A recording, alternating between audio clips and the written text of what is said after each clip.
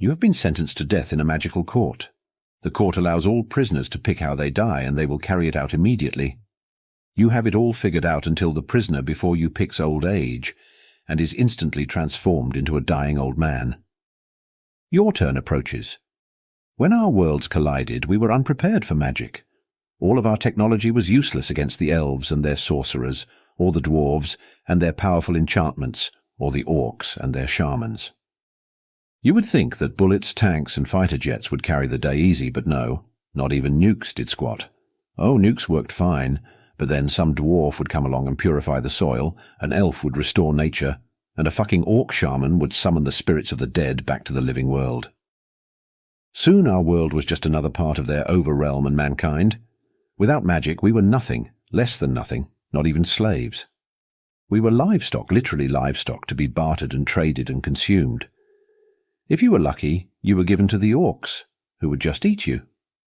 There was a simple honesty in that, far better than having your life force drained by the elves to power their infernal technology, or work to death in the dwarven mines where your enchanted chains turned you into nothing but a meat puppet, denying you even the peace of death as your corpse continued to labor until your very bones turned to dust. A few of us were able to escape to the wilderness, sometimes by strength, sometimes by guile, mostly by luck. We were a pitiful band, but we managed to survive by lurking in the shattered places, areas warped by the collision of worlds and the magics used in the Great War that broke us. Not much grew there, well, nothing that you would want to eat anyway, so we resorted to raids, where we would swoop down on the unwary, waylay a wagon, or sneak onto a farm. We didn't have magic, but a club worked just fine. A gun worked too if they didn't see you coming. Oh, their wizards, enchanters, and shamans were stupidly, unfairly powerful, but some average point-ear, stubby or greeny. They died just as easy as anyone else. We did okay, but eventually we hit the wrong wagon and killed the wrong point-ear. Their cousin's brother's roommate in Elf College or whatever was some minor what's-it. And that was that. It didn't take long. They had all of us wrapped up nicely. I figured they would just fry us in one of their soul trees or whatever they called them. But that point-ear decided to have some fun with us. He had some of those goddamn soul trees all hooked up in some weird pattern and stuffed them with people, laughing at them, saying that we were why their very souls would be devoured, and then made them thank us for ending their suffering. God, I hated him for that. Then he said that since each of us was thought ourselves their equal, which we didn't, we could receive their punishment.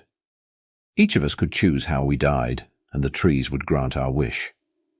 He then sat on a throne made of twisted living human flesh, and laughed as each of us either tried to come up with an escape, a paradox, or at least tried to make the death as pleasant as possible. Whatever wish anyone came up with was granted, in the worst way possible.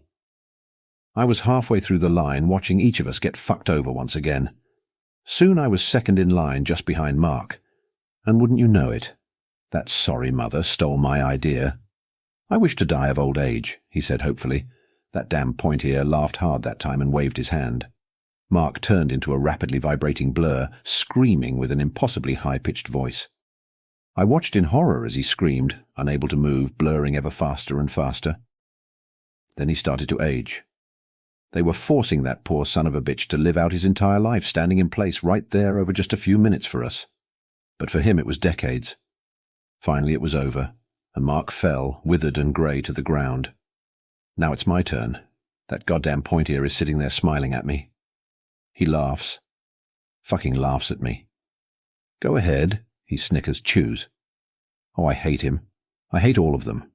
I hate the elves. I hate the dwarves. I hate those fucking orcs. I hate this world, and any gods that let this happen to us.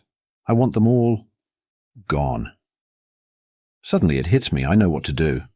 Our technology was worthless against them. But our science? We knew things that even that point-ear lord didn't know, things he wouldn't know how to stop or twist or pervert. I grinned at him. Well, meat, he sneered. Could I say something first? I asked, the glee building within me. Why not? He chuckled to the amusement of all the elves who had gathered to watch the latest entertainment. I would like to tell all of you that it's been a lot of fun, I say, breaking into a manic giggle. But now playtime is over.